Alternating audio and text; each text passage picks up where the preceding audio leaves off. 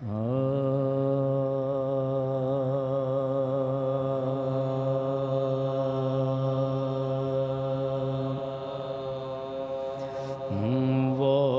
Rock میں دوش نبی بلغ العلا بکمالہ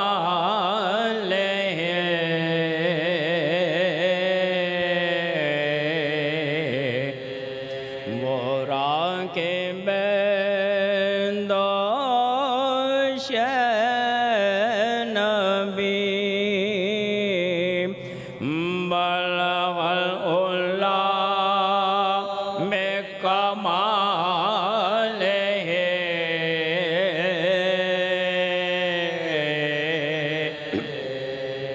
یہ انہی کے دم سے ہے روشنی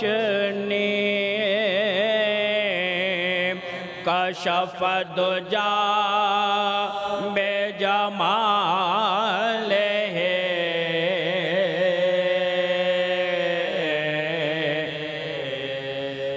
نانا نبی بابا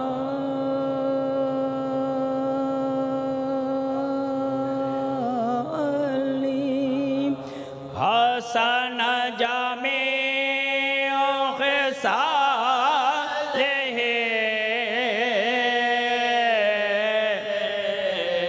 یعنی حسین ابن علی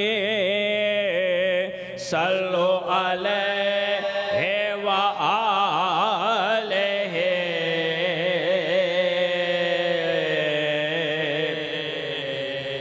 وہ راک میں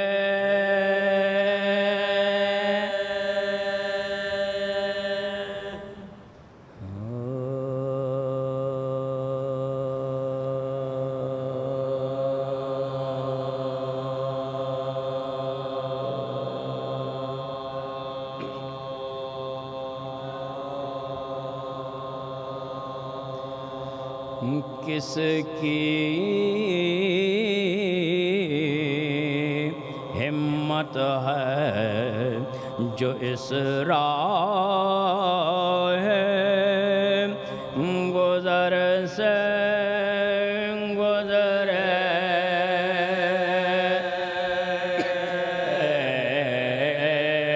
کس کی ہمت ہے جو اس راہ گزر سے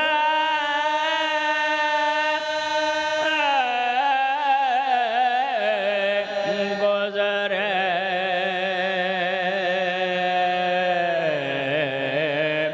مسکراتے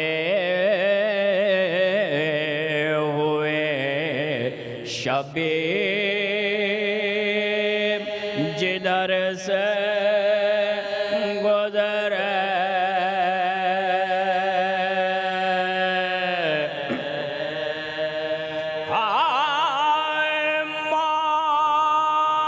موت قدموں کے نشان ڈھونڈ رہی ہے اب تک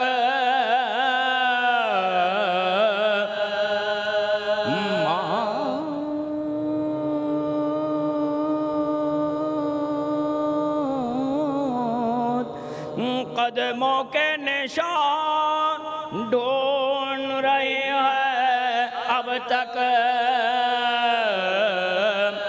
کربلا والے خدا جانے کے در سے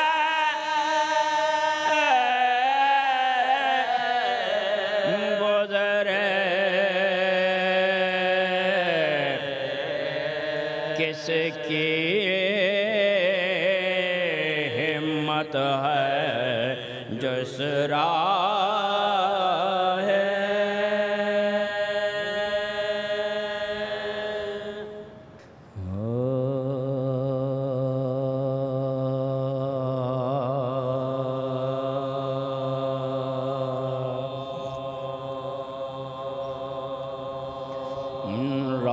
روشن دل و دماغ کو کرتا چلا گیا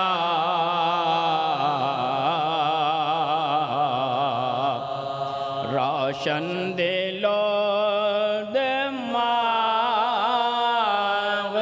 کو کرتا چلا گیا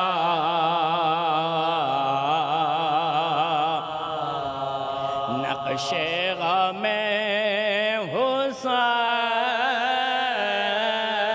حسین ابھرتا چلا گیا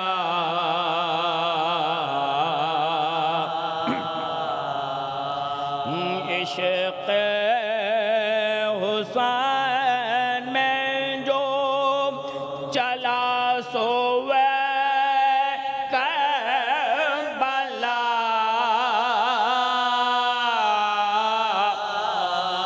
عشق حسین میں جو چلا سوے کربلا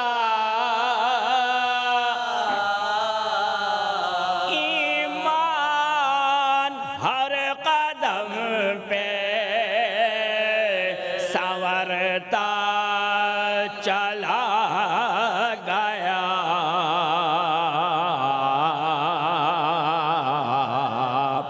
ایمان ہر قدم پہ سنورتا چلا گیا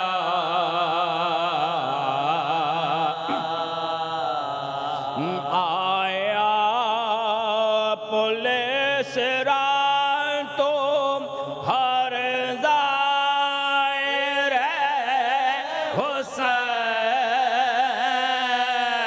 حسین لے کر علی کا نام گزرتا چلا گیا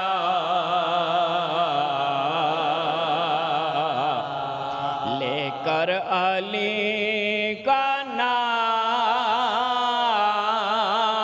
نام گزرتا چلا گیا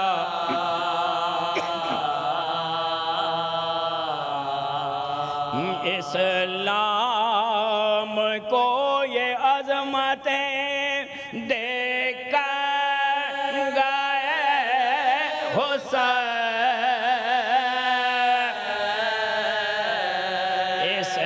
اسلام کو یہ عظمتیں دیکھ کر گئے حسین جتنا اسے دبایا ابھرتا چلا گیا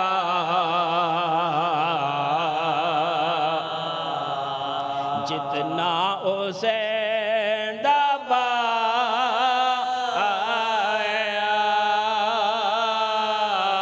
ابھرتا چلا گیا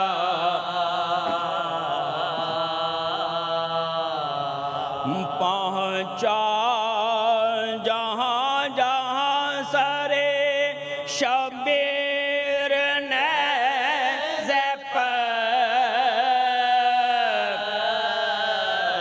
نقشہ یزیدیت کا بگڑتا چلا گیا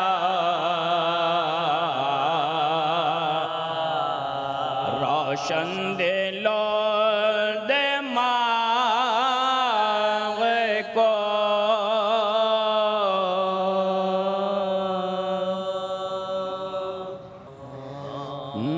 لاش اکبر کے جو مقتل سے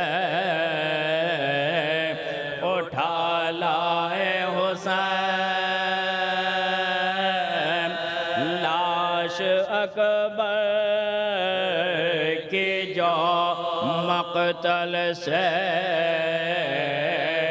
اٹھا لائے حسین نوجوان کو صف اول سے اٹھا لائے حسین چاند کو شام کے بادل سے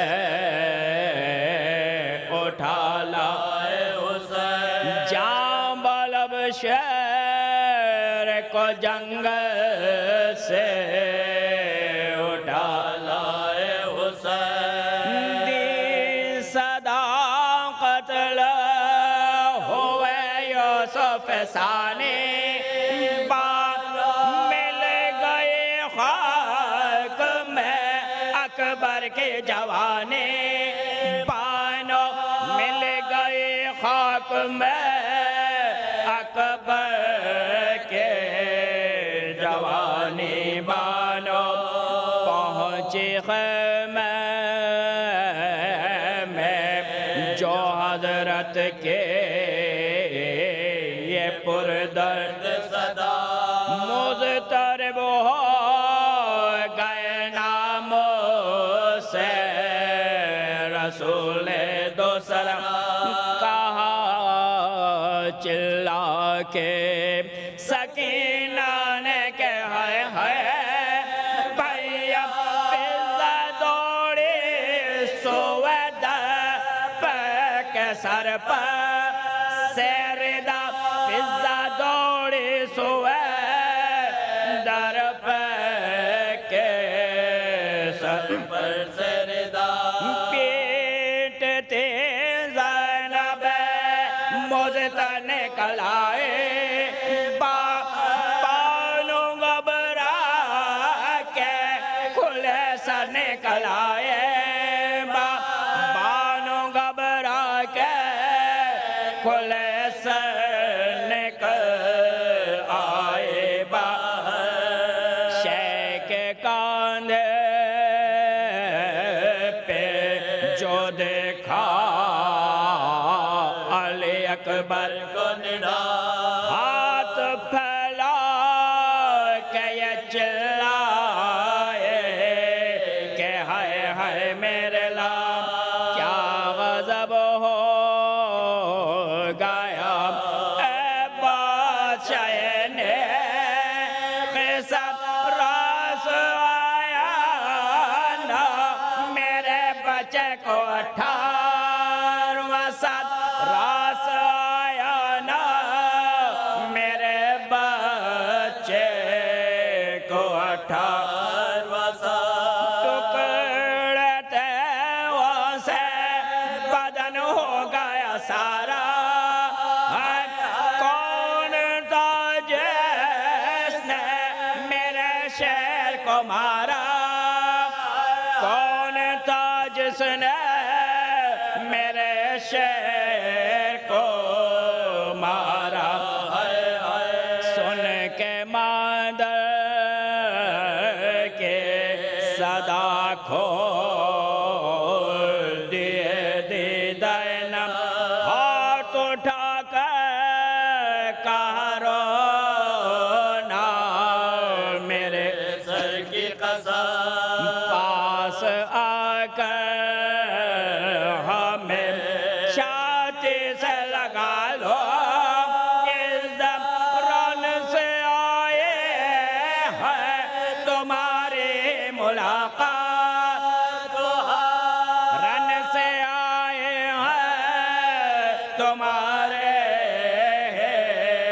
ملاقات یہ گھر آپ کے اقبال سے دیکھا ہم نے پر تمہیں آ کے عجب حال سے دیکھا پر تمہیں آ کے عجب حال سے دیکھا ہم نے زخمی ہونے کے خبر کس نے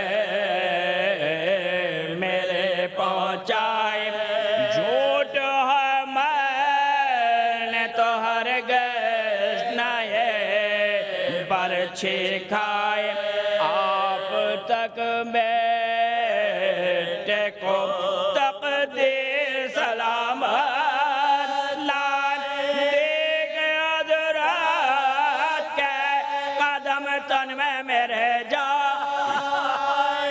دیکھ حضرت کے قدم تن میں میرے جا مرگ سے پہلے ہو ماتم یہ زبوں ہے اما میرے کپڑوں پہ تو عباس کا خون ہے اما میرے کپڑوں پہ تو عباس کا خون ہے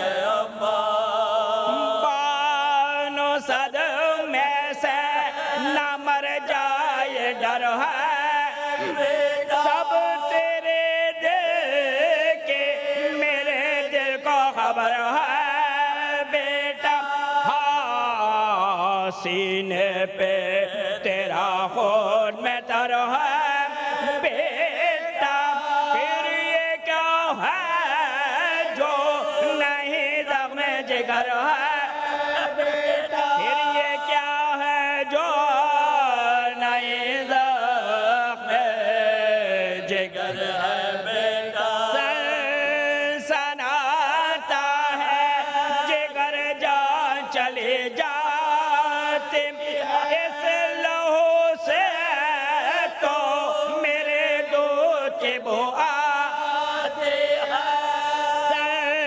سنسناتا ہے جگر جان چلے جاتے اس لہو سے تو میرے دودھ کے بو آتے اس لہو سے تو میرے دودھ کے بو آتے ہیں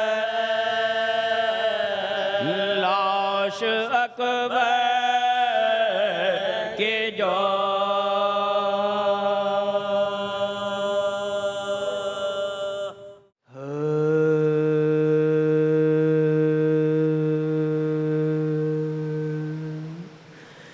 صحرا تمہارا قاسم مادر نے سجایا ہے صحرا تمہارا قاسم مادر نے سجایا ہے رنگ تیری شہادت کا اشکوں سے رچایا ہے صحرا تمہارا قاسم مادر نے سجایا ہے ٹکڑوں میں بٹ گیا ہے لاشا تمہارا دلبر ٹکڑوں میں بٹ گیا ہے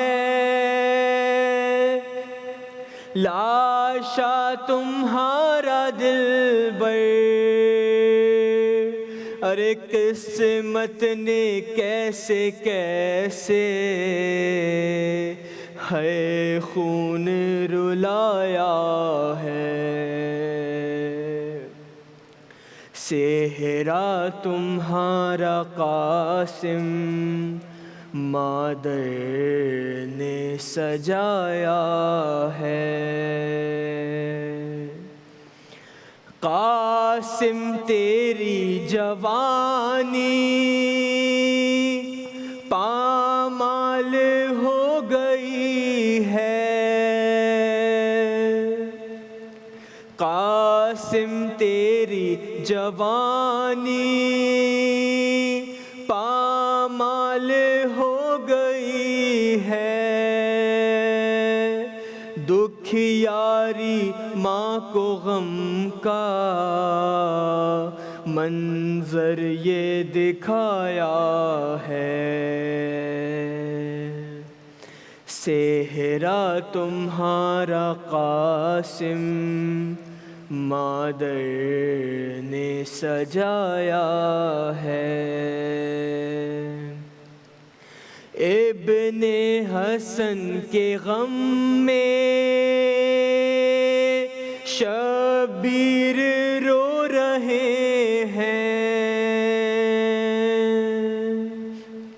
ابن حسن کے غم میں شبیر رو رہے ہیں،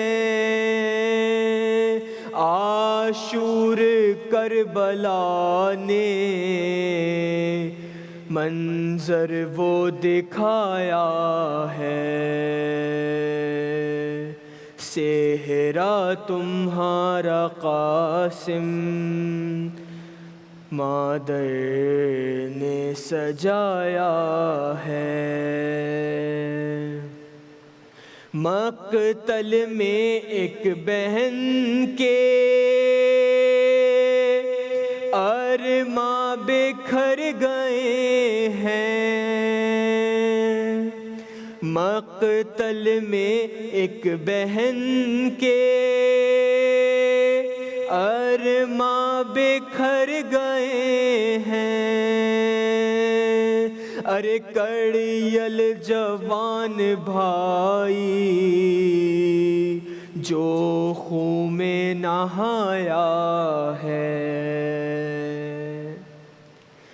صحرا تمہارا قاسم مادر نے سجایا ہے، اجڑی ہے کربلا میں ایک رات کی بیاہی، اجڑی ہے کربلا میں ایک رات کی بیاہی، مہندی لہو لہو ہے اور درد کا سایہ ہے، صحرا تمہارا قاسم مادر نے سجایا ہے، گٹھری میں چن کے سرور فروا کی کل کمائی، گٹھری میں چن کے سرور فروا کی کل کمائی،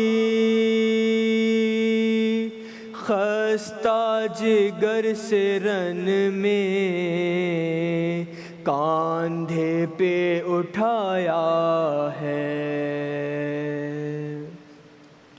صحرا تمہارا قاسم مادر نے سجایا ہے،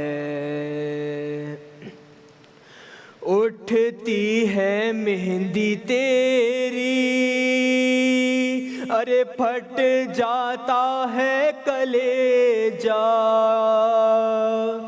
اٹھتی ہے مہندی تیری پھٹ جاتا ہے کلیجہ، اہل عزا کے دل میں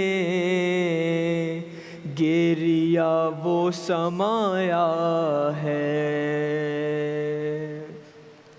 صحرا تمہارا قاسم مادر نے سجایا ہے، نوحہ ظہیر غم نے تحریر جو کیا ہے، نوحہ ظہیر غم نے تحریر جو کیا ہے، پر درد وہ قلم کو اشکوں نے لکھایا ہے، صحرا تمہارا قاسم مادر نے سجایا ہے، صحرا تمہارا قاسم مادر نے سجایا ہے۔ اعوذ باللہ من الشیطان الرجیم، بسم اللہ الرحمن الرحیم، الحمد للہ الذی لا الہ الا اللہ الہا واحدا ونحن له مسلمون، اللہ ربنا ورب آبائنا الاولین، الصلاة والسلام علی سید الانبیاء والمرسلین وخاتم النبیین سیدنا و مولانا ابی القاسم محمد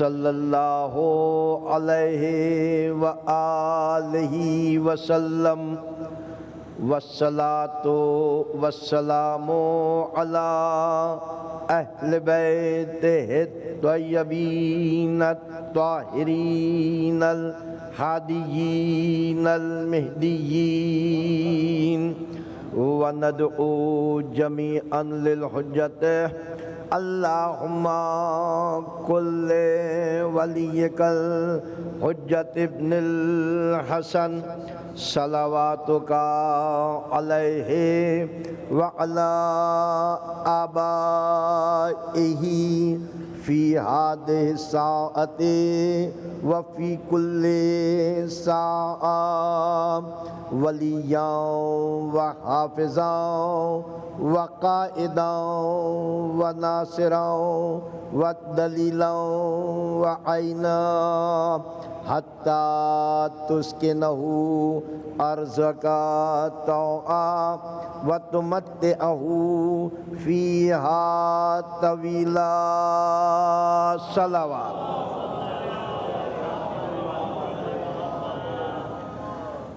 اللہم صلی علی محمد وآل محمد وعجل فرجہم، اما بعد فقد قال اللہ تعالی حق سبحانہ فی القرآن الحکیم، بسم اللہ الرحمن الرحیم، ان الابرار یشربون من کاس کان مزاجها کافورا، عینا یشرب بها عباد اللہ یفجرونها تفجیرا، یوفون بالنذر ویخافون یوما کان شرہ مستطیرا، ویطعمون الطعام علی حبہ مسکینا ویتیما واسیرا، انما نطعمکم لوجہ اللہ لا نرید منکم جزاء ولا شکورا، صلوات۔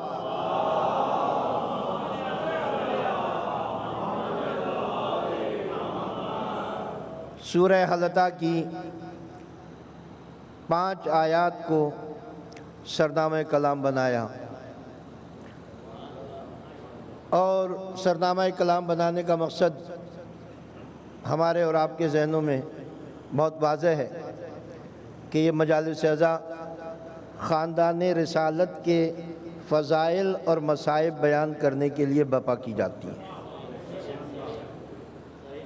تو وہ فضائل جو شایان شان آل محمد ہیں، وہ فضیلتیں جو اہل بیت علیہم السلام کی شان کے مطابق ہیں، سوائے خداوند عالم کے کوئی بیان نہیں کر سکتا۔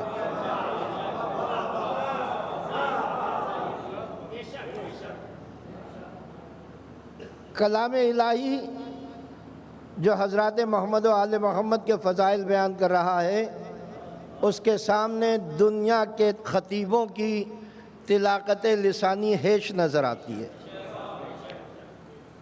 دنیا کے سب خطیب مل کر بھی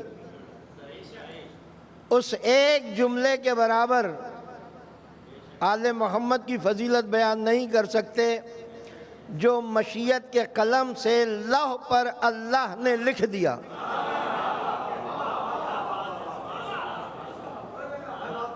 وہ فضیلت محمد و آل محمد جو مشیت کے قلم نے لوح پر لکھی، وہ آیت بنی۔ اس آیت کو جبرائیل جیسے امین وحی زمزمہ پرداز نے محفوظ کیا،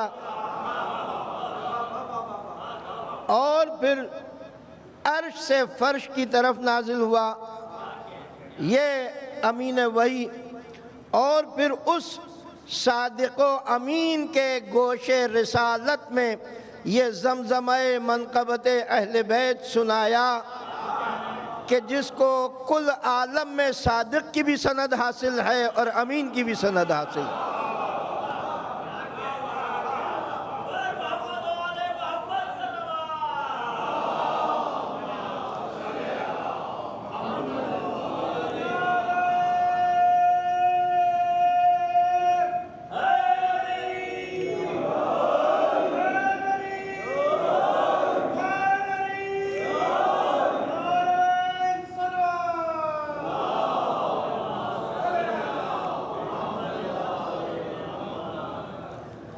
اگرچہ کہ یہ آیات فضائل آل محمد بیان کر رہی ہیں، مگر اس کے باوجود ان فضائل کا منبع حقیقی ذہن محمد نہیں ہے صلی اللہ علیہ وآلہ وسلم۔ یعنی یہ رسول نے اپنے خاندان کے لیے یہ کلمات ادا نہیں کیے جو آیات میں نے منتخب کی ہیں۔ جس اللہ نے رسول کو خاتم النبیین بنا کر بھیجا ہے، اس اللہ نے اپنے ہی رسول کے اہل بیت کے فضائل رسول کو سنائے جبرائیل کی زبان سے۔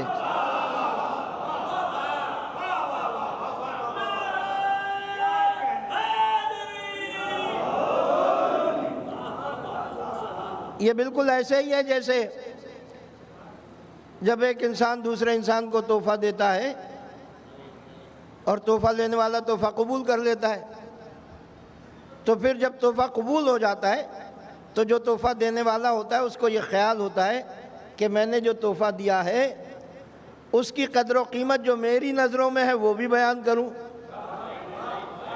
کہ میں نے آپ کو اس قدر و قیمت کا تحفہ دیا ہے اور آپ کو اس کے شایان شان سمجھ کر یہ تحفہ دیا ہے۔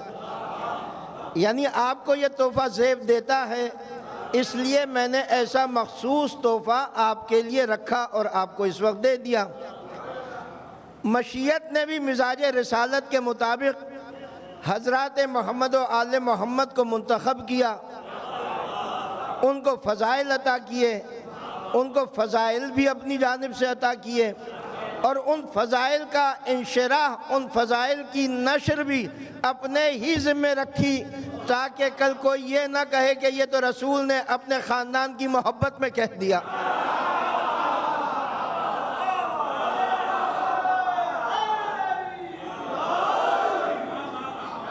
کلام الہی ہے، ارشاد الہی ہے، آیات قرآن ہے۔ ان الابرار یشربون من کاس کان مزاجها کافورا۔ بالیقین اللہ کے عبادت گزار بندے اس حوض سے سیراب کیے جائیں گے کہ جس کے بہنے والے مشروب میں کافور کی خوشبو آتی ہوگی۔ ان الابرار یشربون من کاس کان مزاجها کافورا عینا یشرب بها عباد اللہ یفجرونها تفجیرا۔ اور یہ حوض، اس پر ان عبادت گزار بندوں کو یہ دسترس حاصل ہوگی کہ جنت میں جہاں چاہیں گے اس حوض کو جاری کر لیا کریں گے۔ دنیا کا دستور یہ ہے کہ پیاسا کنویں کے پاس چل کر جاتا ہے، مگر اللہ تعالیٰ نے جنت میں آل محمد کو یہ عزت عطا کی ہے کہ یہ حوض مبارک جس کی تعریف قرآن کر رہا ہے، جس کے بہنے والے مشروب میں کافور کی خوشبو آ رہی ہوگی، آل محمد کو چل کر آنے کی ضرورت نہیں پڑے گی۔ عینا یشرب بہا عباد اللہ یفجرونہا تفجیرا، جہاں چاہیں گے اس حوض کو جاری کر لیا کریں۔ ادھر ان کے لبوں پر اس مشروب کی خواہش نمودار ہوئی اور یہ حوض ان کے قدموں میں پہنچ گیا۔ یوفون بالنذر ویخافون یوما کان شرہ مستطیرا، اس لیے کہ یہ آل محمد وہ ہیں کہ جو نذر مانتے ہیں تو اس نذر کو پورا کرتے ہیں۔ اب دیکھیے اللہ تعالیٰ نذر کی اہمیت بتا رہا ہے۔ جو نذر و نیاز کا معاملہ سمجھنا چاہتے ہیں وہ حضرت سے پوچھ لیں۔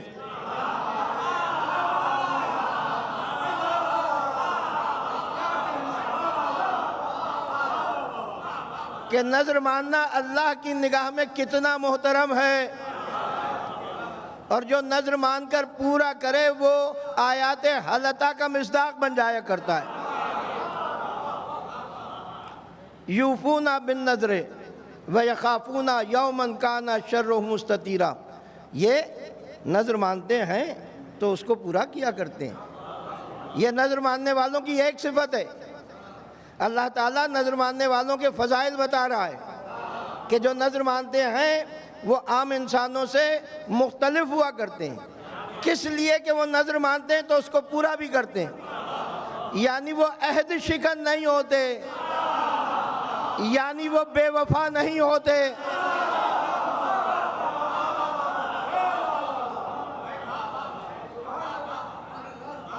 یہ وفادار ہوتے ہیں، یہ باتوں کو پورا کرنے والے ہوتے ہیں۔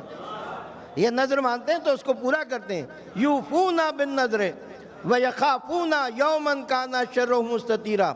اب یہ نذر ماننے والوں کی دوسری فضیلت قرآن بیان کر رہا ہے کہ جو نذر مانتے ہیں اس کو پورا کرتے ہیں۔ اس نذر کو پورا کرنے کا سبب یہ ہے کہ ان کے دلوں میں اس دن کا خوف ہوتا ہے کہ جس دن کی سختی ہر شے پر پھیلی ہوئی ہوگی۔ یوفون بالنذر ویخافون، اور ان کے دلوں میں خوف ہوتا ہے یومن، اس دن کا، کانا شرہ مستطیرا، کہ جس کا خوف، جس کی سختی، جس کا ہیبت ناکی ہر شے پر پھیلی ہوئی ہوگی۔ یعنی قیامت کا ایمان قرآن بیان کر رہا ہے۔ نذر ماننے والوں کی دو صفتیں تو قرآن نے بیان کر دی کہ ایک وفادار ہوتے ہیں اور ایمان کے لیے وفا ضروری ہے۔ جو وفادار نہیں وہ ایمان والا نہیں۔ یہ ایمان کی دلیل ہے نذر ماننا۔ اور دوسرے یہ کہ قیامت پر ایمان رکھنے والے ہیں۔ وَيَخَافُونَ يَوْمًا كَانَ شَرُّهُ مُسْتَطِيرًا، یہ اس دن کا خوف دل میں رکھتے ہیں کہ جس دن کی سختی ہر شے پر پھیلی ہوئی ہوگی، اس دن کا خوف رکھتے ہیں۔ جب خوف رکھتے ہیں تو کیا کرتے ہیں؟ وَيُطْعِمُونَ الطَّعَامَ عَلَىٰ حُبِّهِ مِسْكِينًا وَيَتِيمًا وَأَسِيرًا، کیونکہ یہ نذر مان کر پوری کرتے ہیں اور قیامت کا خوف ان کے دلوں میں ہوتا ہے، اس وجہ سے یہ اپنا کھانا کبھی باوجود خواہش کے، باوجود حاجت کے، باوجود بھوک کے، وَيُطْعِمُونَ الطَّعَامَ عَلَىٰ حُبِّهِ، یہ حُبِّهِ میں جو ہی کی ضمیر ہے یہ دو طرف جا رہی ہے۔ ایک کھانا کھلانے والوں کی کھانے کی خواہش پر، کہ وہ بھوکے ہیں، اور دوسری طرف کہ ان کے دلوں میں اللہ کی محبت ہے، مگر یہ ایسے ہیں کہ یہ اپنی خواہش کو اللہ کی محبت پر قربان کر کے کبھی مسکین کو کھانا کھلا دیتے ہیں، کبھی یتیم کو کھانا کھلا دیتے ہیں، کبھی اسیر کو کھانا کھلا دیتے ہیں۔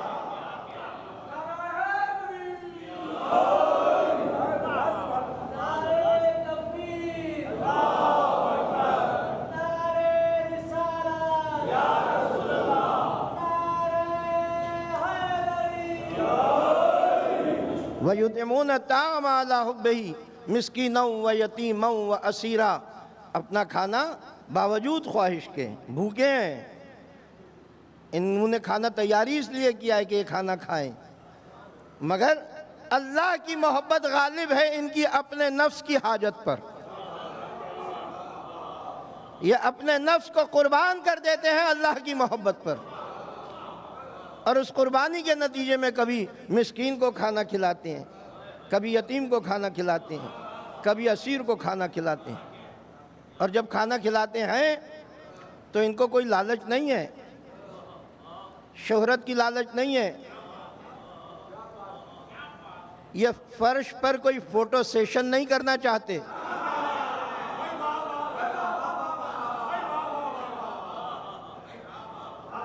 یہ اپنی سطح پر، یہ اپنی اس میزبانی پر، یہ اپنی اس مہمانی پر اہل فرش سے کچھ نہیں چاہتے، انہیں تو کچھ ویسے ہی نہیں چاہیے، اس لیے کہ جو کچھ یہ کر رہے ہیں وہ مشیت کی نظر دیکھ رہی ہے، اور ان کا عمل مشیت کی نظر میں تل رہا ہے، اور مشیت کی نظر سے بہتر کوئی ترازو نہیں ہے۔ یہ جب کھانا کھلاتے ہیں، انما نطعمکم، انما بس یہی ہیں، ان کے علاوہ ہر کھانا کھلانے والا ایسا نہیں ہے، ورنہ تو نہ جانے آج کی کتنی NGOs جیت جاتی، مگر ان کے علاوہ کوئی اور ایسا نہیں ہے، یہ کوئی اور سرٹیفکیٹ نہیں دے رہا ہے، یہ سند اخلاص مشیت کے قلم سے پنجتن کو مل رہا ہے، انما بس یہی ہے، نطعمکم، جو اپنا کھانا کھلاتے ہیں، لوجہ اللہ، اللہ کی خاطر، یہ جو مسکین و یتیم و اسیر کو کھانا کھلانے والے ہیں، یہ اللہ کی خاطر کھانا کھلاتے ہیں، اور یہ کوئی اور نہیں کہہ رہا ہے، یہ خود اللہ ہی کہہ رہا ہے، لوجہ اللہ، یہ اللہ کی خاطر کھانا کھلاتے ہیں، لا نرید منکم، اور ان کا قطعاً یہ ارادہ نہیں ہوتا جزاء ولا شکورا، کہ سائل سے یہ جزا کے طلبگار ہوں یا شکریہ کے طلبگار ہوں، یہ سائل سے جزا یا شکریہ نہیں چاہتے، خالصتاً اللہ کی خاطر کھانا کھلاتے ہیں یہ، انما نطعمکم لوجہ اللہ لا نرید منکم جزاء ولا شکورا۔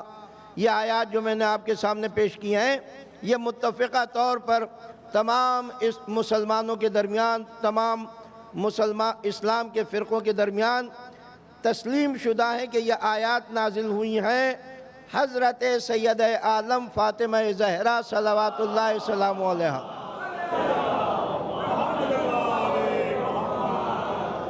مولا کائنات امیر المومنین حضرت علی ابن ابی طالب علیہ السلام،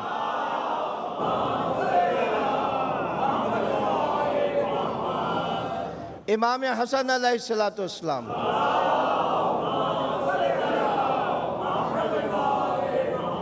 امام حسین علیہ السلام،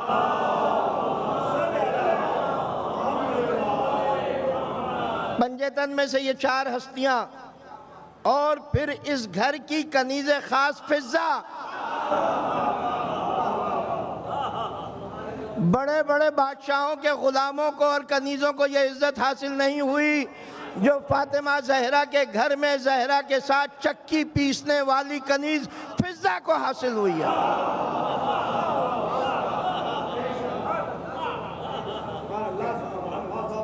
جو شریک نزول آیات حلطہ قرار پائی، ان فضائل میں جہاں باعث تخلیق کائنات خاندان کے افراد کے 4 مقتدر افراد، 4 عظیم ہستیاں شامل ہیں، ان فضائل میں اس گھر کی کنیز فضہ بھی شامل ہے۔ ان آیات کی شان نزول یہ ہے کیونکہ یہ عوام الناس تک جانے والی تقریر ہے، اس وجہ سے اس کا ریفرنس دینا ضروری ہے کہ متفقہ طور پر تمام مسلمان یہ تسلیم کرتے ہیں کہ یہ آیات انہی ہستیوں کے لیے نازل ہوئی ہیں، اور اس کی شرح نزول یہ ہے کہ حضرت سید عالم فاطمہ زہرا صلوات اللہ السلام علیہا نے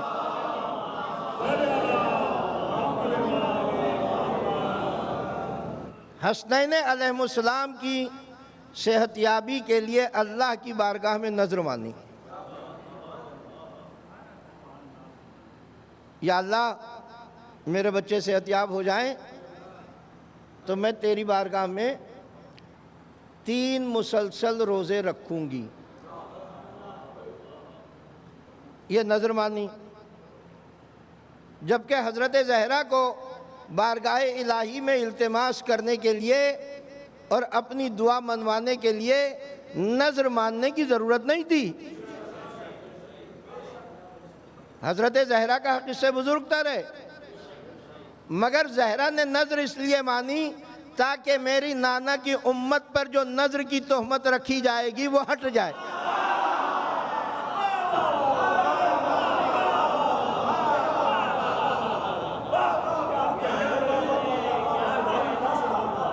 ان کے سامنے یہ دلیل ہو، ان کے سامنے یہ حجت ہو کہ ہم نے یہ مذہب کسی اور سے نہیں لیا ہے، نذر ماننا، نیاز ماننا، یہ مذہب ہم نے رسول کی پیاری اور اکلوتی بیٹی فاطمہ زہرا سے لیا ہے۔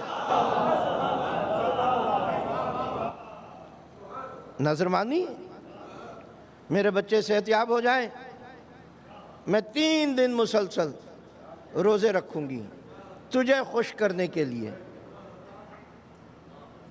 جناب سید عالم امت کی ماؤں کو درس دے رہی ہیں کہ جب تم کسی زحمت و مصیبت میں مبتلا ہو تو میرے اسوے کو یاد رکھنا، اس کو راضی کرنے کے لیے وہ عمل اپنے لیے واجب قرار دے لو جو تم پر واجب نہیں ہے۔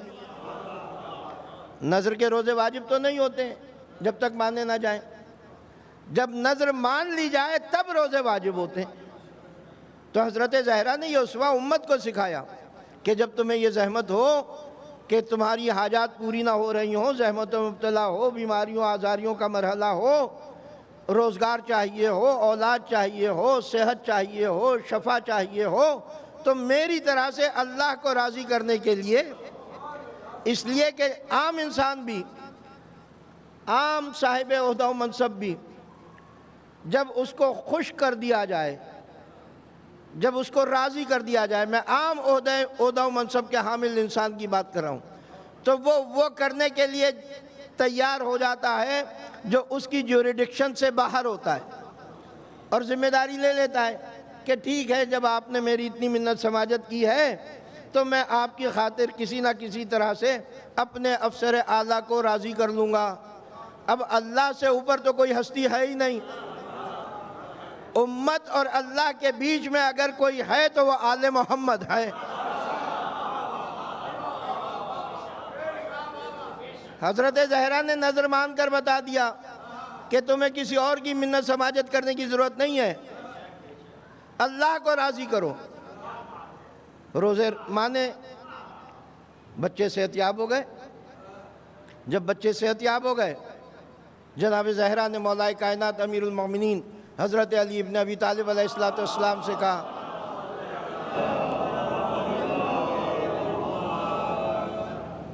یا ابا الحسن، میں نے اپنے بچوں کی صحت یابی کے لیے 3 مسلسل روزوں کی نذر مانی ہے،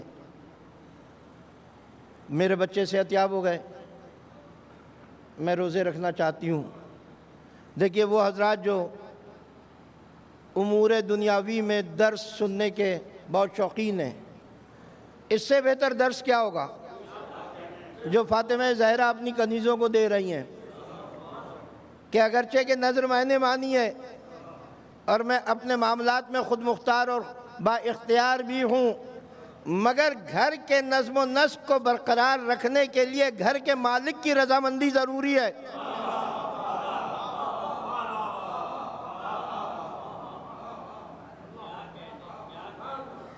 اس لیے حضرت زہرا نے گھر کے مالک سے، یہ آل محمد کے گھر کے مالک بھی ہیں اور اللہ کے گھر میں پیدا بھی ہوئے ہیں، کعبے سے لے کر مسجد تک علی علی ہے۔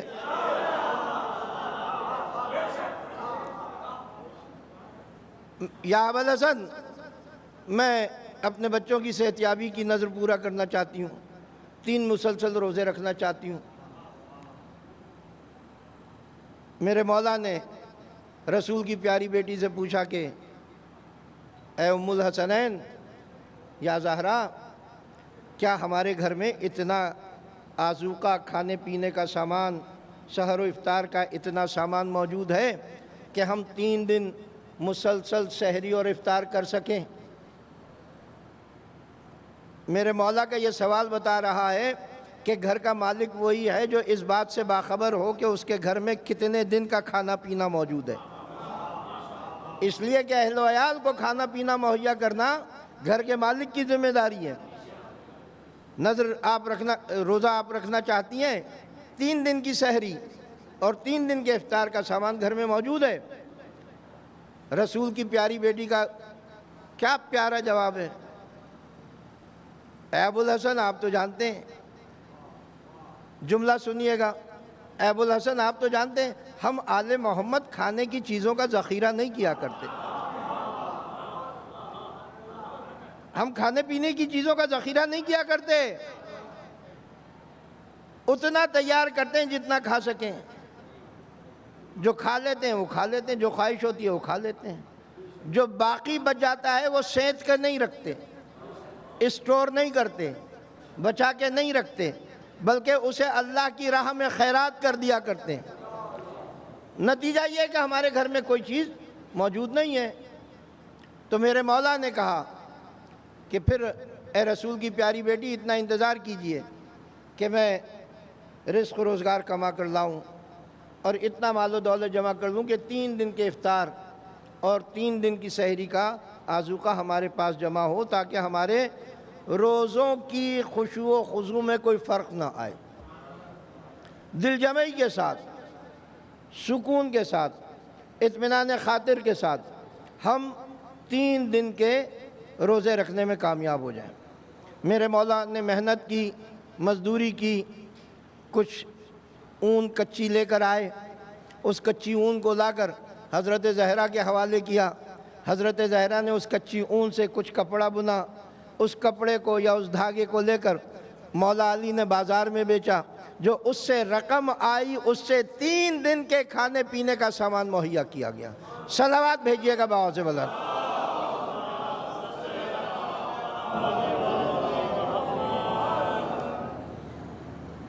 اب جب یہ تمام تیاری ہو گئی، آل محمد نے سحری کی، علی نے سحری کی، حضرت زہرا نے سحری کی، حسنین علیہ السلام نے سحری کی، ان کی کنیز خاص فضہ نے سحری کی۔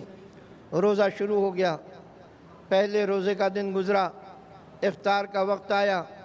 ادھر افطار کے لیے سامان افطار لا کر دسترخوان پر رکھا گیا، آل محمد بیٹھے ہوئے ہیں، علی بیٹھے ہوئے ہیں، زہرا بیٹھی ہوئی ہیں، حسنین علیہ السلام بیٹھے ہوئے ہیں، کنیز خاص فضہ بیٹھی ہوئی ہے۔ جہاں مالک بیٹھے ہوئے ہیں وہیں کنیز بھی بیٹھی ہوئی ہے، خادمہ بھی وہیں بیٹھی ہوئی ہے، اسی دسترخوان پر۔ افطار کا وقت آیا، دروازے پہ دستک ہوئی، آواز آئی، اے آل محمد،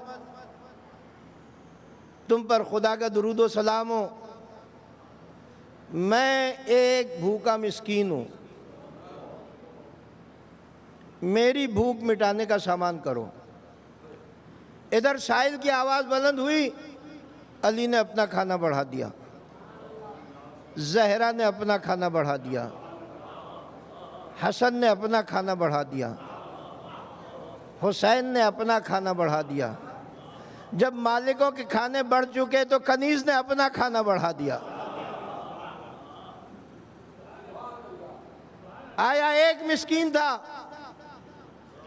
اکیلا بھوکا تھا، اور آل محمد نے اس کو 5 کھانے دیے، 5 کھانے دیے۔ بہت سادہ چیزوں سے افطار کر کے، نمک کی ڈلی سے، کھجور سے، سادے پانی سے افطار کر کے شب گزاری کی، پھر سحری کی، پھر سحری کے بعد دوسرا روزہ رکھا۔ دوسرا روزے کے افطار کا وقت آیا، دسترخوان سجا، آل محمد دسترخوان پر آ کر بیٹھے۔ ایسا لگتا ہے ادھر آل محمد دسترخوان کے لیے چلتے ہیں، ادھر سائل عرش سے فرش کے لیے آتا ہے۔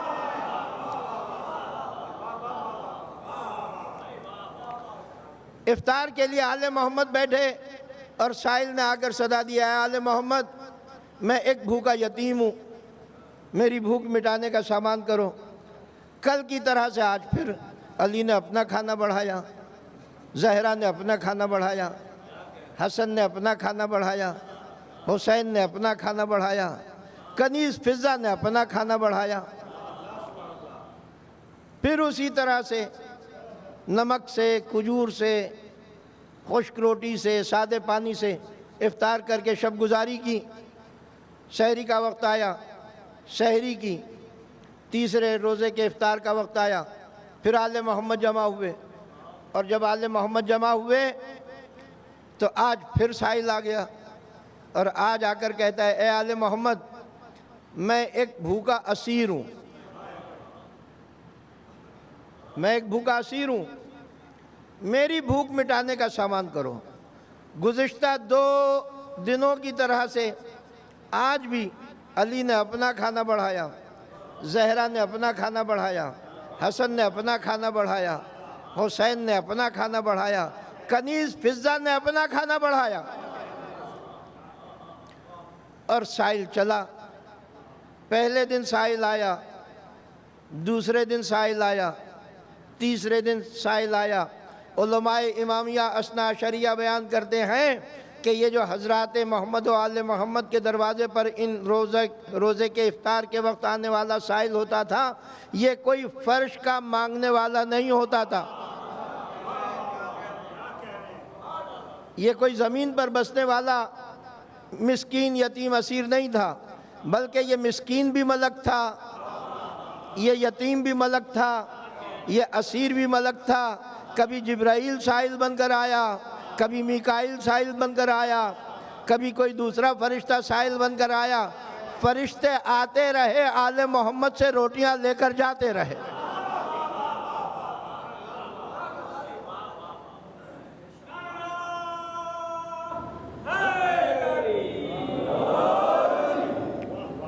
تیسرا دن آیا، اے آل محمد میں ایک بھوکا اسیر ہوں، کھانے پیش کر دیے گئے۔ فرش سے روٹیاں چلی، عرش سے آیتیں چلی۔ فرش سے روٹیاں چلی، عرش سے آیتیں چلی۔ فرش سے سائل چلا، عرش سے جبرائیل چلا۔ رسول مسجد نبوی میں مشیت کے قلم سے لکھا ہوا آل محمد کے اخلاص و ایثار اور نظر کا قصیدہ جبرائیل نے لوح پر سے اٹھایا، اس کی زمزمہ پردازی کی، اور پھر اپنے مشق سخن کو آ کر گوش رسالت میں خلوص کے ساتھ سنانا شروع کیا۔ ان الابرار یشربون من کاس کان مزاجها کافورا عینا یشرب بها عباد اللہ یفجرونها تفجیرا یوفون بالنذر ویخافون یوما کان شره مستطیرا ویدعمون الطعام على حبه مسکینا ویتیما واسیرا انما نطعمکم لوجه اللہ لا نرید منکم جزاء ولا شکورا۔ صلوات بھیجیے گا بعض وقت۔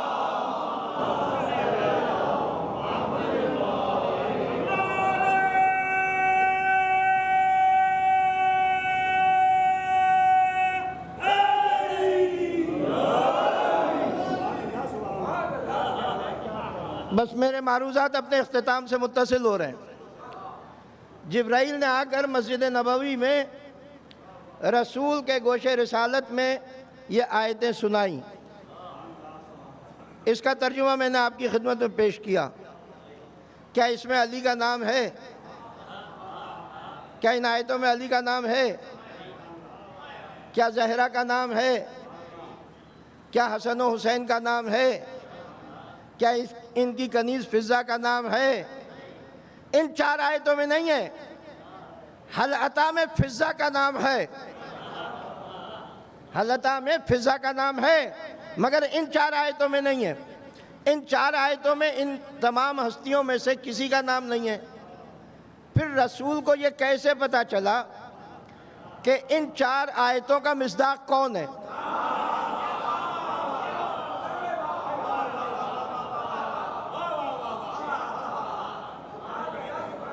ان 4 آیتوں کا مصداق کون ہے؟ جبرائیل نے آیتیں سنائیں، رسول نے سن کر محفوظ کر لی، اور رسول امین ہے، لانے والا بھی جبرائیل امین ہے، اور رسول بھی صادق و امین ہے، صادق بھی ہے امین بھی ہے۔ وہ فرشتہ ہے اور امین ہے، یہ صادق ہے اور امین ہے، اور خاتم النبیین ہے۔ آئے حضرت زہرا کے گھر میں آ کر دیکھا زہرا کے جسم پر ضعف و نقاہت ہے، علی کے جسم پر کمزوری ہے۔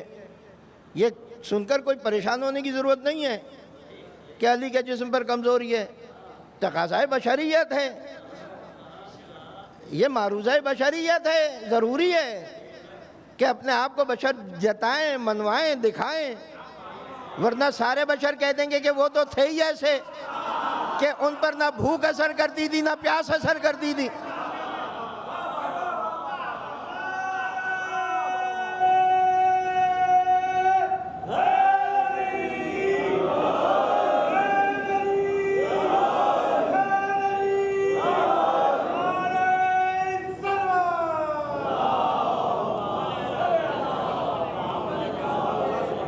ہم ان جیسے روزے کیسے رکھ سکتے ہیں؟ ان پر تو نہ بھوک اثر کرتی تھی نہ پیاس اثر کرتی تھی۔ تو بشری حیثیت کو منوانے کے لیے ضروری ہے کہ وہ تمام مظاہرات ہوں کہ جن کے سبب سے عام انسان کو یہ یقین ہو جائے کہ یہ بھی ہمارے ہی جیسے ہیں، یہ بھی ہمارے ہی جیسے ہیں، مگر ہم ان کے جیسے نہیں ہیں۔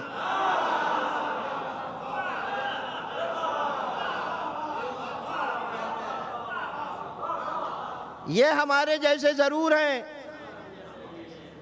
انا بشر مثلکم، رسول فرما رہے ہیں، قرآن کی آیت ہے، کوئی جھٹلا نہیں سکتا، میں تمہارے جیسا بشر ہوں، مگر تم میرے جیسے بشر نہیں ہو۔ یہ تو ہمارے جیسے ہیں مگر ہم ان جیسے نہیں ہیں، بس وہی خطا کار ہے جو ان کو اپنے جیسا سمجھنے لگے۔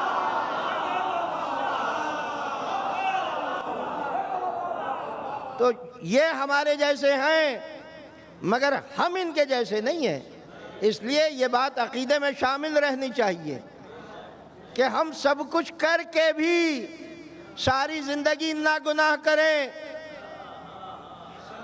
جیسے معصوم ماں کے پیٹ سے پیدا ہوئے ہوں اتنے ہی معصوم مر جائیں۔ بھئی کتنے دنیا کے بچے ایسے ہیں کہ جو ماں کی آغوش میں آتے ہیں، معصوم آتے ہیں نا، نومولود بچہ معصوم ہوتا ہے، وہ چند مہینوں میں گزر جاتا ہے، چند دنوں میں مر جاتا ہے، تو بچہ تو معصوم پیدا ہوا ہے نا۔ جب معصوم پیدا ہوا تو وہ معصوم مر گیا۔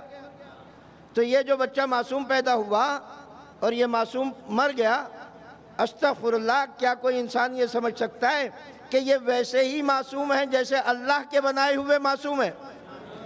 نہیں، یہ معصوم پیدا ہونے کے باوجود بھی اس درجہ عصمت پر فائز نہیں ہے جس درجہ عصمت پر فائز معصوم ہوتا ہے، اس لیے کہ یہ جب دنیا میں آتا ہے تو نجس آتا ہے، جب علی آتے ہیں تو پاک آتے ہیں، جب حسن آتے ہیں تو پاک آتے ہیں، جب حسین آتے ہیں تو پاک آتے ہیں، جب 12 امام آتے ہیں تو پاک آتے ہیں، انہیں غسل طہارت نہیں دیا جاتا۔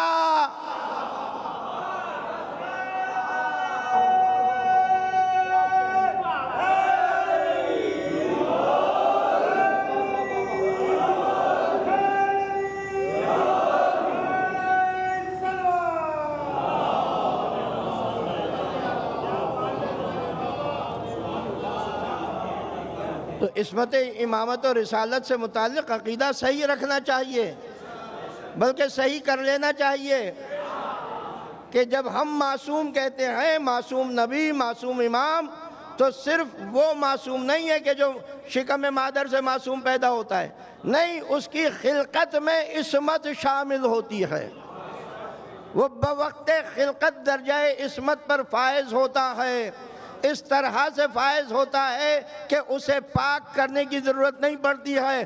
اگر حسنین علیہ السلام ام ایمن کی گود میں آئیں اور ام ایمن ان کو فوراً مولود ہونے کے بعد، اس دنیا میں آنے کے بعد رسول کی آغوش میں دیتے ہوئے احتیاطاً جملہ کہہ دے، احتیاطاً جملہ کہہ دے کہ اے اللہ کے رسول ذرا توقف کیجئے، پہلے میں اس بچے کو پاک کر کے لے آؤں، تو رسول کہتے ہیں اے ام ایمن تم انہیں کیا پاک کرو گی، یہ تو اللہ کے پاک کیے ہوئے ہیں۔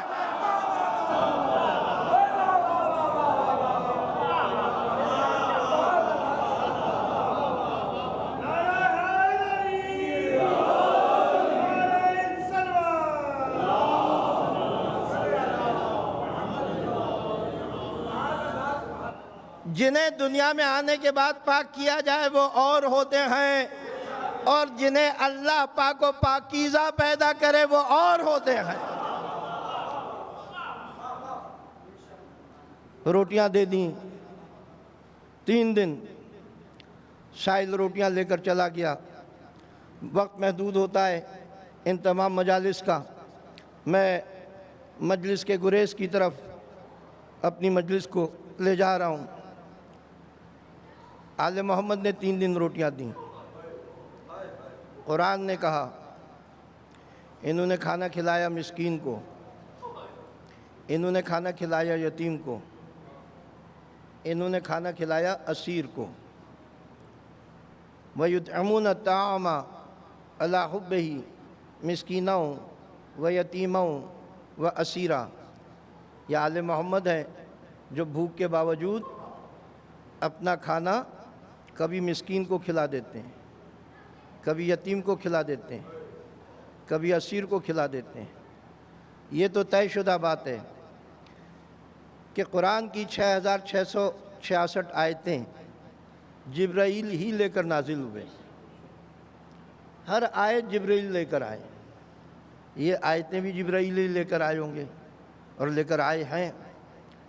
بس میرے دل میں ایک خیال آتا ہے کہ جبرائیل یہ آیتیں لے کر آئے کہ آل محمد نے مسکین و یتیم و اسیر کو کھانا کھلایا، تو جبرائیل نے آل محمد کو اسیر ہوتے ہوئے بھی تو دیکھا، جبرائیل نے آل محمد کو یتیم ہوتے ہوئے بھی تو دیکھا۔ اور کتنی عجیب بات ہے کہ قرآن گواہ ہے کہ انہوں نے 3 دن کھانا کھلایا، علی و فاطمہ اور ان کے بچوں نے اور ان کے گھر کی کنیز نے 3 دن کھانا کھلایا، اور علی و فاطمہ اور ان کے بچوں پر، ان کی اولاد پر 3 دن پانی بند رہا۔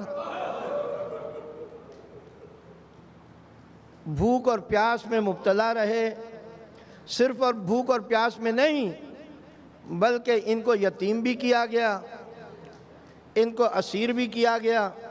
اور مسکین تو بڑا باعزت لفظ ہے، مسکین بڑا باعزت لفظ ہے۔ میں آپ کو اپنے چوتھے امام کے نوحے کا ایک جملہ سناؤں کہ میرے امام نے کہا، امام علی بن الحسین زین العابدین علیہ السلام نے ارشاد فرمایا کہ قسم خدا کی جس بے کسی سے اور جس بے عزتی سے ہمیں کوفہ و شام کے بازاروں میں گھسیٹا گیا ہے، اس سے زیادہ ہماری توہین ممکن نہیں تھی۔ اللہ اکبر، اللہ اکبر۔ یہ آل محمد جو مسکین و یتیم و اسیر کو کھانا کھلانے والے ہیں، ان کو شہید کر دیا گیا، ان کی اولاد کو یتیم کر دیا گیا، ان کے پسماندگان کو اسیر کر لیا گیا، اور بازار کوفہ و شام میں اس طرح سے پھرایا گیا کہ اس وقت تک قافلہ روکا رکھا جاتا تھا جب تک کہ بازار تماشائیوں سے نہیں بھر جاتا تھا۔ اور یہ اسیر بیویاں، یہ اسیر بچے زحمت و مصیبت میں مبتلا رہتے تھے۔ اللہ اکبر۔ عاشور کا دن زمین پر تاریخ انسانیت کے لیے ایک عجیب و غریب دن ہے، ایک عظیم امتحان کا دن، ایک عظیم قربانی کا دن، ایک ایسا دن، عاشور کا دن، ایسا دن جس دن مرنا آسان ہے اور جینا مشکل ہے۔ عاشور کا دن ایسا ہے، عاشور کا دن ہے جس دن پیاسے گلے جیت گئے اور بہتی ہوئی فرات ہار گئی۔ عاشور کا دن ہے جس دن تلوار ستم ٹوٹ گئی، جس دن تلوار ستم ہار گئی اور مظلوموں کے ذبح شدہ گلے جیت گئے۔ ان گلوں نے، ان حلقوموں نے تلوار ظلم کو کند کر دیا۔ عاشور کا دن ہے، عصر عاشور، کسی پیاسے کی صدا گونج رہی ہے، حل من ناصر ینصرنا، حل من معین یعیننا، حل من مغیث یغیثنا۔ ہے کوئی جو ہماری مددگاری کے لیے آگے بڑھ کر آئے، ہے کوئی جو ہمارے استغاثے پر لبیک کہے، ہے کوئی جو ہماری اعانت کے لیے آگے بڑھ کر آئے۔ یہ وہی حسین ہے جس کے دروازے سے 3 دن کبھی مسکین کھانا لے کر گیا، کبھی اسیر کھانا لے کر گیا، کبھی یتیم کھانا لے کر گیا۔ حسین کی آواز استغاثہ زمین و آسمان کے درمیان گونج رہی ہے۔ حسین کی آواز استغاثہ کا گونجنا تھا۔ خیمہ گاہ حسینی سے بیویوں کے رونے کی آواز بلند ہوئی، بیویوں کے رونے کی آواز اتنی بلند ہوئی کہ فوج شام میں سے کسی ملعون نے حسین کو مخاطب کر کے کہا، اے حسین کیا استغاثہ کر رہے ہو؟ جاؤ ذرا اپنی خیمہ گاہ کی خبر لو، ایسا لگتا ہے کوئی بیوی مر گئی ہے یا کوئی بچہ مر گیا ہے۔ حسین خیمہ گاہ کی طرف لوٹ کر آئے۔ جب خیمہ گاہ کی طرف واپس لوٹ کر آئے، خیمے کے دروازے پر آ کر بہن زینب کو سلام کیا، آواز دے کر کہا، اے بہن زینب کیا کوئی بچہ مر گیا ہے یا کوئی بیوی گزر گئی ہے؟ شہزادی زینب نے کہا، اے بھیا نہ کوئی بچہ مرا ہے نہ کوئی بیوی گزری ہے۔ آپ کی آواز استغاثہ سن کر علی اصغر نے اپنے آپ کو جھولے سے گرا دیا۔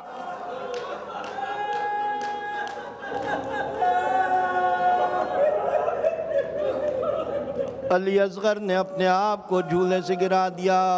بڑی دردناک بات ہے جو آپ کی خدمت میں عرض کرنا چاہ رہا ہوں۔ علی اصغر نے اپنے آپ کو جھولے سے کیوں کر گرایا؟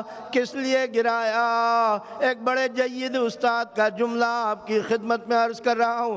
اس لیے گرایا کہ جب حسین نے آواز استغاثہ بلند کی، خیمے میں موجود بیویوں نے موزے پہننا شروع کر دیا، چادر پیچا کرنا شروع کر دیا، اور اب خیمے سے نکلنے کی تیاری کر رہی تھی کہ ہمارے وقت کے امام نے بلایا ہے، ہمارے زمانے کے امام نے نصرت کے لیے بلایا ہے۔ اب علی اکبر نہیں ہے، عباس دلاور نہیں ہے، اون و محمد نہیں ہے، کوئی حسین کی مددگاری کے لیے جانے کے لیے کوئی مرد موجود نہیں ہے۔ ہم آگے بڑھ کر اپنے آقا و مولا حسین کی نصرت کے لیے جائیں گے۔ جب یہ بیویاں خیمہ گاہ سے نکلنے کے لیے تھیں تو یہ علی اصغر جو 6 مہینے کا جھولے میں لیٹا ہوا تھا، اس کی رگوں میں ہاشمی غیرت و حمیت والا خون تھا۔ ارے یہ آواز دے کر تو نہیں روک سکتا تھا، ماں کو آواز نہیں دے سکتا تھا، پھوپھی کو آواز نہیں دے سکتا تھا، ماؤں کو آواز نہیں دے سکتا تھا، بس اس نے اپنے آپ کو جھولے سے گرا دیا۔ ادھر علی اصغر جھولے سے گرے، ادھر خیمے سے نکلنے والی بیویوں نے اپنے آپ کو لوٹانا شروع کیا۔ میدان کربلا بیویوں کے نعروں سے گونج اٹھا، واہ علی اصغرا، واہ علی اصغرا، واہ علی اصغرا۔ حسین خیمے میں آئے، ام رباب سے علی اصغر کو آغوش میں لیا، علی اصغر کو لے کر خیمہ گاہ سے نکلے۔ حمید ابن مسلم بیان کرتا ہے کہ اس وقت میں نے دیکھا کہ حسین خیمہ گاہ سے نکلے، مگر ایسے پہلے کبھی حسین خیمہ گاہ سے نہیں نکلے تھے، اس لیے کہ دونوں ہاتھ حسین کے فضا میں بلند ہیں اور ہاتھوں پر چادر پڑی ہوئی ہے یا عبا ڈالی ہوئی ہے۔ ایسا لگتا ہے جیسے عبا کے نیچے کوئی قرآن چھپایا ہوا ہے۔ جب حسین فوج شام کے قریب آئے، حمید ابن مسلم کہتا ہے حیرانی کی انتہا نہ رہی، حسین نے عبا کا دامن ہٹایا تو 6 مہینے کا بچہ پیاس سے تڑپ رہا تھا، پیاس سے بلک رہا تھا۔ حسین نے آواز دے کر کہا، اے فوج شام، اے فوج شام، تمہارا جو کچھ بھی معاملہ ہے وہ میرے ساتھ ہے۔ ارے یہ 6 مہینے کا بچہ کسی مذہب میں اس ظلم و جفا کا روادار نہیں ہے، تم میں کوئی صاحب اولاد آگے بڑھ کر آئے، اس بچے کو پانی پلا دے۔ مگر جب حسین نے کہا، فوج شام نے سرگوشیاں شروع کی، آپس میں کہنا شروع کیا، خبردار کوئی حسین کے قریب نہ جانا، اس لیے کہ حسین بچے کو بہانہ بنا کر اپنے لیے پانی مانگ رہے ہیں۔ یہ سننا تھا ساقی کوثر کے لال نے 6 مہینے کے بچے کو، 3 دن کے پیاسے بچے کو کربلا کی تپتی ہوئی زمین پر لٹا دیا اور پیچھے ہٹ گئے۔ آواز دی، جو صاحب اولاد ہو وہ آگے بڑھ کر آئے، بچے کو پانی پلائے۔ میں پیچھے ہٹ گیا ہوں، کوئی آگے نہیں بڑھا، کوئی آگے نہیں بڑھا۔ کچھ دیر بعد حسین آگے بڑھے، آگے بڑھنے کے بعد گھٹنے زمین پر ٹکائے، دونوں ہاتھ علی اصغر کی کمر کے نیچے رکھے۔ میرا دل چاہتا ہے میں حسین سے پوچھوں کہ پیاسے علی اصغر کو اٹھانا مشکل تھا یا علی اکبر کا لاشا اٹھانا؟ حسین علی اصغر کو لے کر فضا میں دوبارہ استادہ ہوئے، بلند ہوئے، پیچھے آ کر کھڑے ہوئے۔ اب فوج شام سے حسین نے کچھ نہیں کہا، بلکہ علی اصغر سے مخاطب ہو کر کہتے ہیں، اے علی اصغر، تم حجت خدا کے فرزند ہو، ذرا اس فوج جفا شعار کو اپنی پیاس کا یقین دلا دو۔ بچے نے گردن کو نہڑایا، منہ کو پلٹایا، سوکھے ہوئے ہونٹوں پر ننھی سی سوکھی ہوئی زبان پھرانی شروع کی۔ ارے سوکھی زبان کا ہونٹوں پر آنا تھا۔ فوج شام میں انقلاب برپا ہو گیا۔ عمر سعد نے ہرملا کو بلایا، اے ہرملا، اے ہرملا، تو ماہر نشانے باز ہے، ذرا آ کر حسین کا کلام قطع کر دے۔ ہرملا نے تیر اور کمان اٹھایا، تیر اور کمان اٹھایا، زمین و آسمان ہل کر رہ گئے، زمین و آسمان ہل کر رہ گئے۔ ہرملا کا تیر چلا، ہرملا کا تیر چلا، علی اصغر کی گردن، حسین کا بازو۔ خیمے سے رباب دیکھ رہی تھی، آخری جملے عرض کر رہا ہوں، خیمے سے رباب دیکھ رہی تھی۔ ابھی ماں کو اتنی دور سے کچھ نہیں پتا کہ میرے بچے کے ساتھ کیا واقعہ پیش آیا ہے، بس حسین نے علی اصغر کی گردن سے نمودار ہونے والا خون ہاتھوں میں لیا، آسمان کی طرف پھینکنا چاہا، آسمان نے انکار کر دیا، زمین کی طرف پھینکنا چاہا، زمین نے انکار کر دیا۔ حسین نے وہ خون اپنے چہرے پر مل لیا۔ اس خون کو چہرے پر ملنے کی ایک وجہ اور یہ بھی ہے کہ اس سے پہلے جب کسی شہید کا لاشا حسین خیمے میں لے کر جاتے تھے تو کوئی خیمہ گاہ کے دروازے پر موجود ہوتا تھا جو آواز دے کر کہتا تھا، اے بیویوں، علی اکبر کا لاشا آ رہا ہے، قاسم کی لاش کے ٹکڑے آ رہے ہیں، اون و محمد کے لاشیں آ رہے ہیں، مسلم کے یتیموں کے لاشیں آ رہے ہیں۔ مگر حسین جب علی اصغر کا لاشا لے کر چلے تو خیمہ گاہ کے دروازے پر کوئی نہیں تھا جو رباب کو تسلی دیتا، رباب کو بتاتا۔ حسین 7 مرتبہ آگے بڑھے، انا للہ و انا الیہ راجعون، 7 مرتبہ آگے بڑھے، 7 مرتبہ پیچھے ہٹے، آخری مرتبہ حسین خیمہ گاہ میں داخل ہونا چاہتے ہیں۔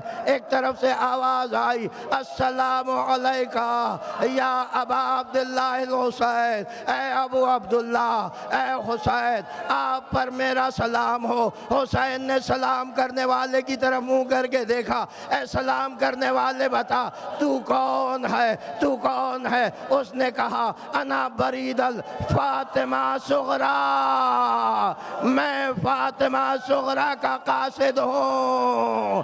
فاطمہ صغرا نے 6 مہینے میں 6 کرتے تیار کیے تھے اور علی اصغر کو بھیجے تھے، اے بابا یہ کرتے پہنا کر میری جانب سے علی اصغر کے گلے کے بوسے لے لیجئے گا، علی اصغر کو پیار کر لیجئے گا۔ حسین نے علی اصغر کو زانوں پر رکھا اور وہ کرتے رکھ کر کہا، اے علی اصغر، سب کے لیے روز قیامت تک کربلا سے کفن جائے گا، اے اصغر تمہارے لیے فاطمہ صغرا نے مدینے سے کفن بھیجا ہے۔